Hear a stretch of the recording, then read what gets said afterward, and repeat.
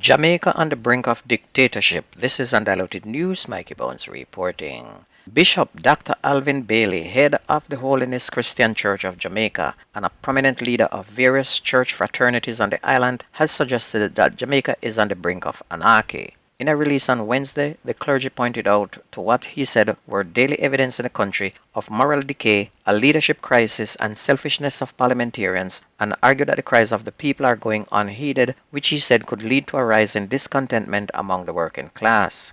Jamaica is facing the greatest leadership crisis since universal adult suffrage, he said. Our present political leaders have acted unjustly and have failed to give priority to the well-being of their constituents as they turned a blind eye and deaf ears to the voices of the people.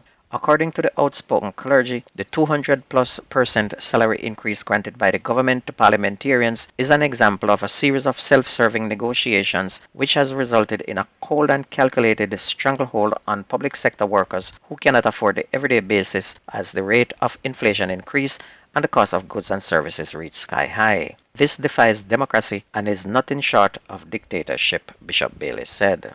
Local police have said that they are seeing more concerning evidence of airport workers conspiring with international drug trafficking networks to plant cocaine on aircraft leaving the island. Assistant Commissioner Clifford Chambers, head of the Area 1 Police, said international airlines have expressed concern about this practice as the lives of passengers are being put at risk due to the tampering of aircraft by unscrupulous people. He said that we are seeing the tampering with the aircraft panel. Now that is a safety issue. He said they are seeing the stashment being placed in private compartments in the bathroom and are seeing cocaine being found in an avionics compartment in the cargo area. And he said this is a risk to everyone who is on the plane. ACP Chambers said that a Canada-based airline recently threatened to withdraw service from Jamaica after one of its aircraft was tampered with. And in recent weeks, several people have been caught trying to smuggle cocaine through the island's two main international airports. The narcotics police have seized more than 1,600 kilograms of cocaine since the start of the year.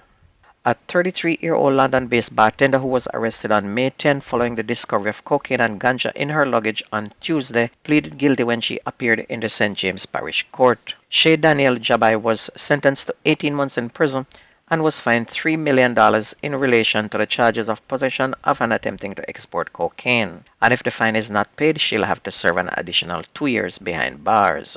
Daniel Jabai was also fined $1,000 or 30 days for ganja possession.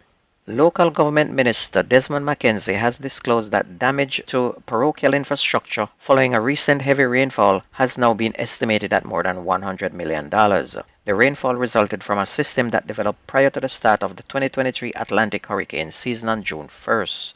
Minister McKenzie said roads in St. Elizabeth, St. James, and Clarendon were the most affected. However, Portland, St. Thomas, Hanover, Manchester, Trelawney, St. Mary, Westmoreland, and sections of Kingston and St. Andrew were also impacted.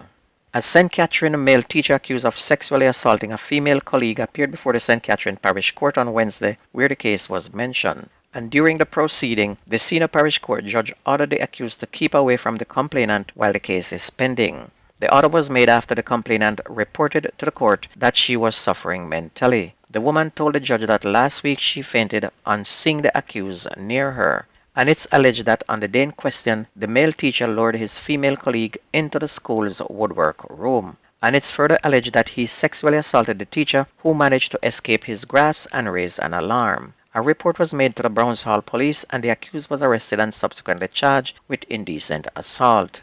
And he probably has done the same to some of the female students at that same school as well. They need to investigate this teacher.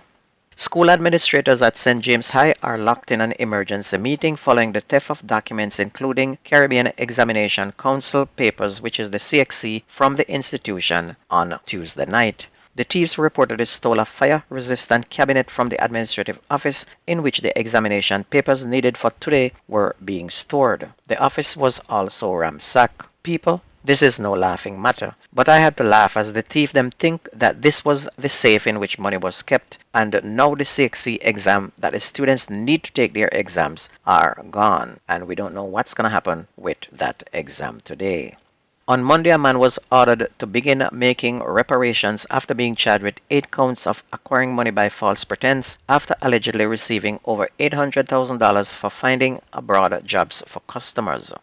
Because only 5 of the 8 complainants were present in the Kingston and St. Andrew Parish Court when the case was heard, Jamal Black was ordered to divide the $600 he had on hand among them. 4 of the complainants received their $120,000 deposit returned, while the other received $105,000 back. And according to reports, the complainants paid to go to work abroad. When this employment did not materialize, reports were made to the police and Black was jailed. And this is another scam that is going on where people advertise overseas jobs, collect money from the original foreign minds who most times lose all their money as the collector scammer. He just disappear and never to be seen for years. And this has been going on for quite a while, and this is just one of those cases. On to sports, Uruguay beat Italy 1-0 on Sunday to win their first Under-20 World Cup title. Ends a streak of 4 consecutive wins of European teams in the tournament. Luciano Rodriguez scored a winning goal in the 86th minute in a header from close range, giving Uruguay a much-deserved victory after an entire match of dominance against Italy. Earlier, Israel beat South Korea 3-1 to secure third place in the same stadium in La Plata. Meanwhile, Jamaica and Qatar will meet for a friendly international in Austria today as both sides prepare for the CONCACAF Gold Cup later this month. The Reggae Boys' last game was back in March when they held Mexico to a 2-2 draw. The Reggae Boys have managed to win just one of their previous 11 games in all competitions, recording 6 draws and 4 defeats. Right now, the Jamaica team looks good with a lot of international stars. However, most of them will not be playing today. But the coach said he wants to give a run to a lot of the younger players and those that are just coming in. And the game begins at midday today. And if you ever miss the news on this radio station, please go to YouTube, type in Jamaican Undiluted News, listen, like, share, and subscribe and keep it going. My name is Mikey Bones. I gone.